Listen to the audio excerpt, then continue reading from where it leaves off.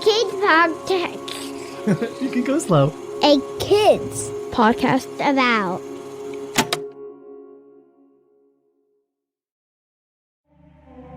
Hello, my name is Ari, and I'm a producer for podcasts here at A Kids Company About.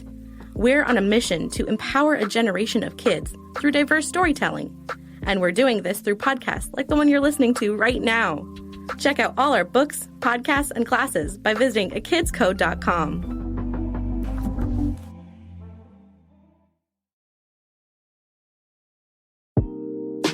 What is gender? Gender is just an idea, and so it resonates with different folks different ways.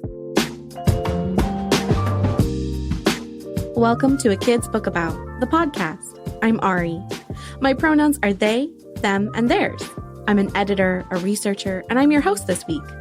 The voice you heard at the top of our show was from Dale. Each week, we talk about the big things going on in your world with a different author from our Kids Book About series.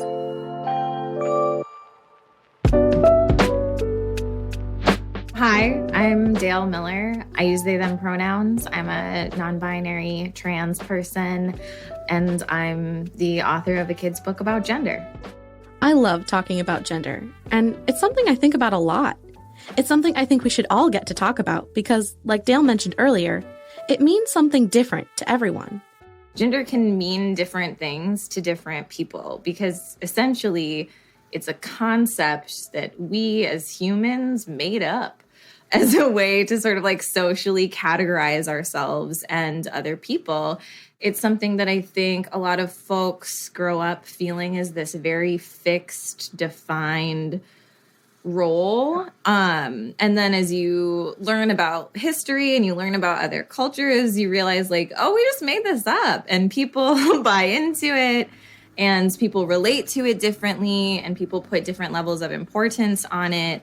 But it's really just an idea. You might have heard Dale describe himself as non-binary and trans. Those are both terms I describe myself as also.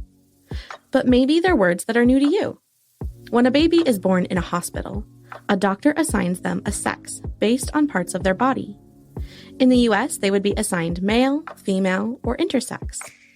Usually, then, the baby's grown-ups and family will assign them a gender, like girl or boy, based on the baby's sex, and often have expectations for how the baby should dress or behave as they grow to match that gender. These are called gender roles. Being trans or transgender means that you don't identify with the gender you were assigned at birth, and being cisgender means that you do identify with the gender you were assigned at birth. A binary means you're just given two options, like hot and cold, or up and down, or girl and boy. So someone who is non-binary has a gender that is outside of the gender binary of girl or boy. Gender means something different to each person, and someone's gender identity can change.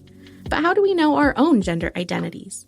It's really about what feels right to you. What do different identifying words mean to you? So does male feel right? Does non-binary feel right? Does no word feel right? And you're like, gender is an idea that doesn't resonate with me. And like, that's fine too, you know? So I think that ultimately it's most important to find a gender identity or ways you identify around the idea of gender that feel comfortable to you. Know that those things might change.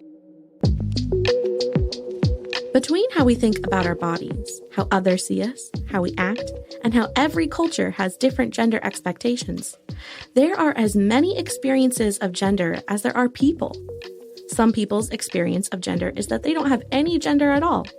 Folks with this experience often use the word agender to identify themselves. As we think about our own experiences of gender, we get to discover what gender expression is right for ourselves. I think a lot of cisgendered folks probably think about gender identity issues more than they realize. Everybody has something that is a part of their cultural definition of a gender identity that they hold or that's projected onto them that doesn't quite align with them. Finding how you express your gender identity is something that we all participate in, or deciding that you don't want to express a certain element of gender identity and that doesn't resonate with you. That's also something that I think everyone to an extent does, whether they're conscious of it or not. So exploring gender identity is about, part of it is about how do you want to participate in gender expression or not participate in gender expression. And that's what you show the world, how you dress, what you do, how you talk. But also we all have to sort of grapple with like, well, what do I know about this gender identity that people are perceiving me as, or people are projecting onto me, or that I identify with? What are the assumptions that people make, and does that align with me or not? Do I want that to be part of how I identify? Exploring gender often means trying out new ways to express gender that feels true to ourselves or brings us joy. That can look like so many things, like trying on new styles or ways of walking. I think a lot of folks' first thought is around clothing or styling, your physical appearance. And I think there's a lot of ways to play with that. That can be really fun. That can also be pretty scary because that you can do things on your own in private that feel a little bit safe and do whatever you want in your own space. I think that's the best place to start. So we're all sort of exploring our gender kind of constantly because we're all coming up against the stereotypes of what different gender identity labels mean. And that's never going to align 100% with a whole complicated person. There's a lot of ways. Sometimes it's just thoughts in your head. Sometimes it's actions and how you present yourself. Listener, I want you to take a moment and think about your experience of gender and the ways you enjoy expressing your gender, or the ways you want to express your gender. This may change, or this may always be the same for you. But I want you to know that whatever that looks like, it is pretty incredible and a unique experience to you. When you're ready, think about the emotions that gender brings up for you. Here's Dale sharing how thinking about gender makes them feel. I think the first thing is excitement. I think that gender is fun. Playing with gender can be really fun. And we don't always live in a world that creates this space where it feels fun and safe to mess around with gender. But when I think about it, myself and my experiences, playing with gender is fun. It's this really liberating experience of being all of the rules are made up. And so I just get to do whatever I want. So, there's failed experiments. I've definitely done things where I'm this feels bad. That doesn't align with me. But when you're able to do that in a safe space, whether that's by yourself or, with the people that you trust, you get to try different things out without letting other folks or cultural influence sort of dictate what feels good. And I think that's super liberating. So my first feeling when I think about gender is just that's a good time.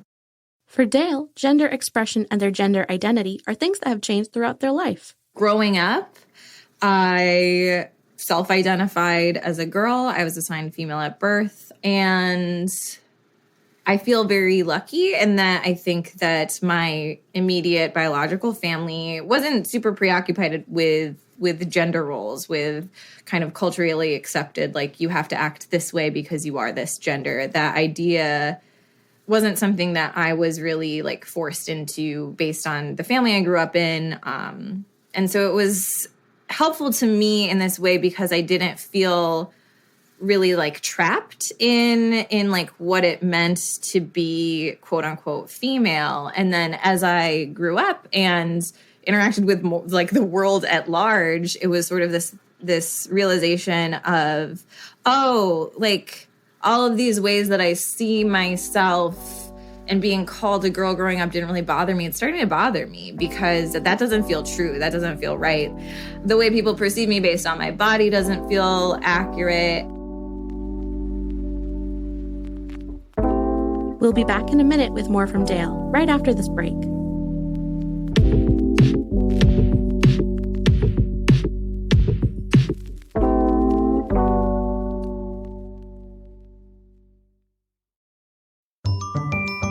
Hi, I'm Nikita Simpson. And I'm Dr. Lockhart.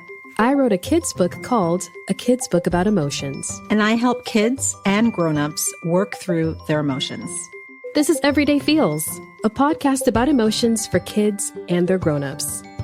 I think it's so great when you have a person that you trust in your life, that you feel open and able to share everything that's going on inside of you. I agree, Nikita, because I think it takes so much confidence and bravery in sharing our stories and being vulnerable, because we're trying to normalize talking about feelings and emotions. That means that we all have them, and it's okay to talk about them because we all feel them. And you're always allowed to feel what you feel. Let's continue this journey together. This is Everyday Feels, a podcast about emotions for kids and their grown-ups.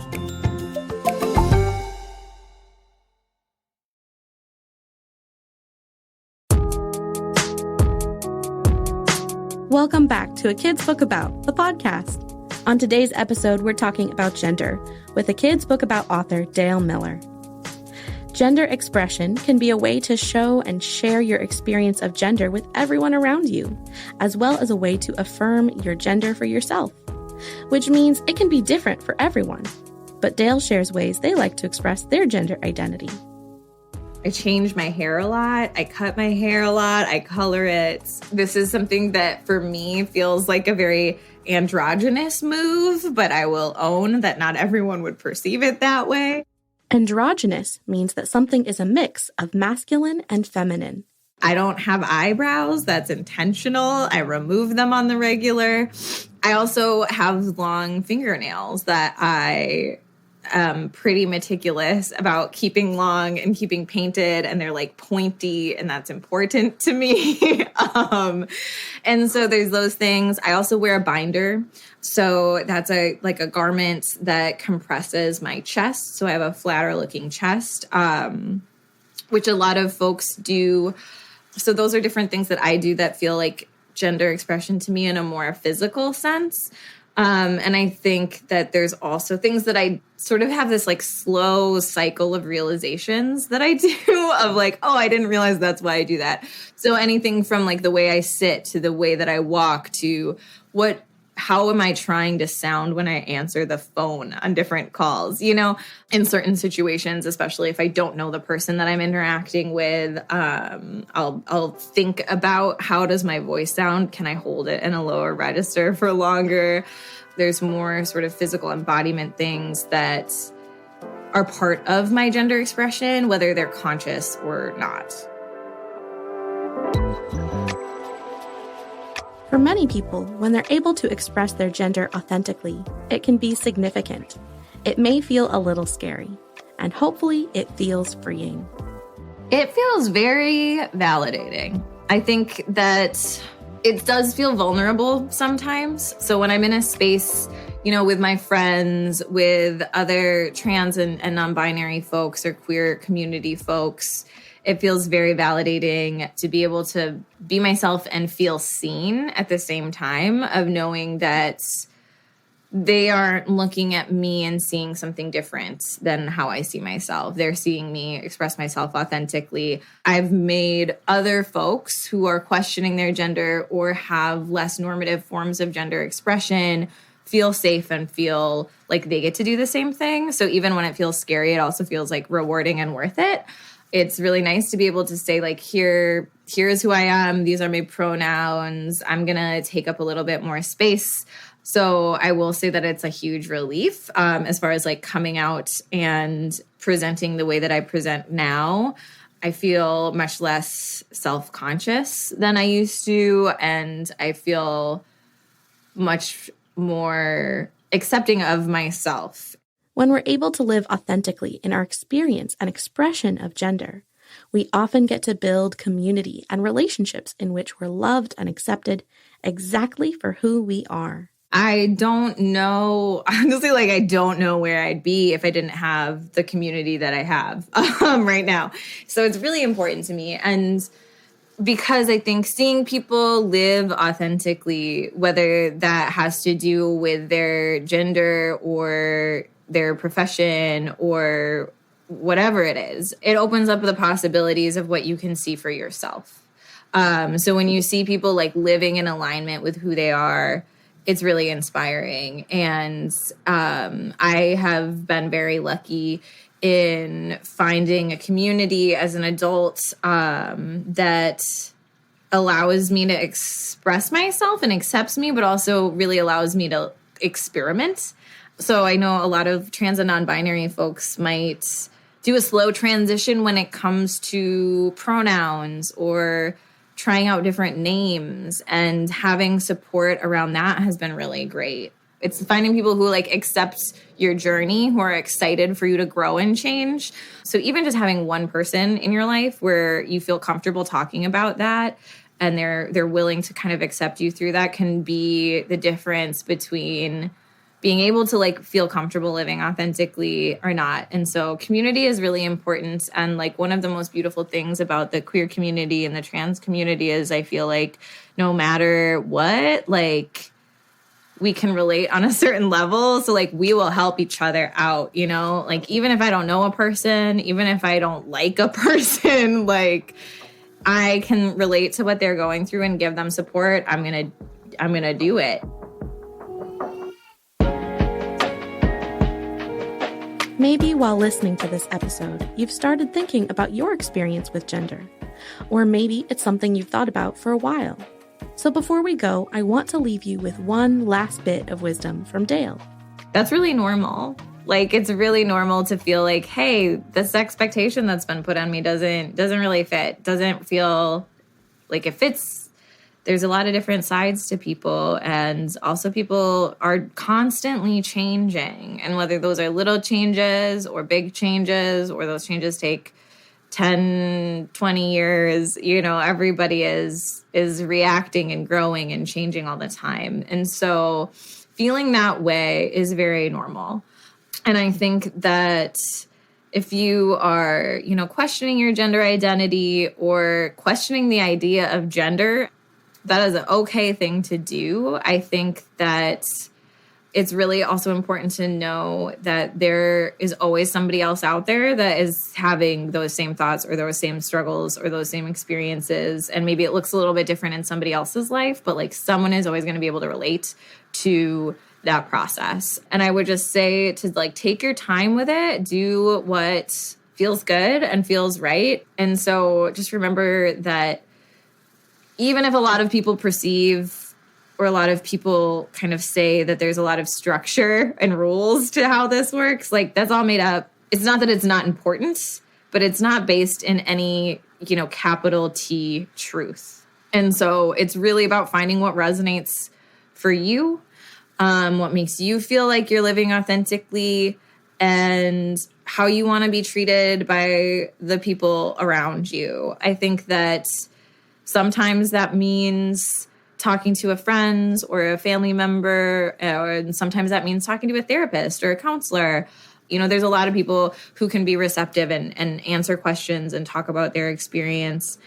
But I think that I want to like encourage people that it's okay to take your time. It's okay to like not know everything in a definitive way, because it's about finding a self-definition.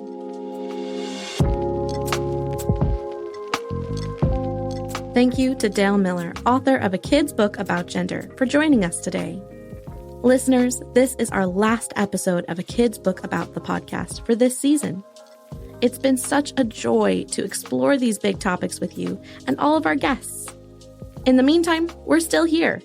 All of these episodes will be here for you to go back and listen to again as many times as you want. If you want to be on a future episode of A Kid's Book About the podcast, or if you have a question you'd like us to consider, have a grown-up email us at listen@akidspodcastabout.com, and we'll send you the details. Today's episode of A Kid's Book About the podcast was written, edited, and produced by me, Ari Mathey, with support from Matthew Winner. The show was edited by Chad Michael Snavely and the team at Sound On Studios. Our executive producer is Jelani Memory. And this show was brought to you by A Kid's Podcast About. Follow the show on Apple Podcasts or wherever podcasts are found. And if you like this episode, consider sharing it with a friend, teacher, or grown-up.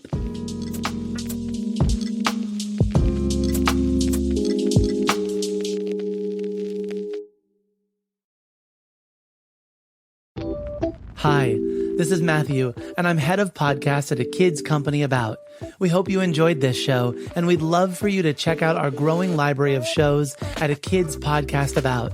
Whether you're looking for storytelling with crafts and activities, fact-finding with experts and enthusiasts, or looking to explore and understand your world better, we have got a podcast for you. Check out the A Kids Podcast About channel on Apple Podcasts or wherever podcasts are found, or visit akidsco.com.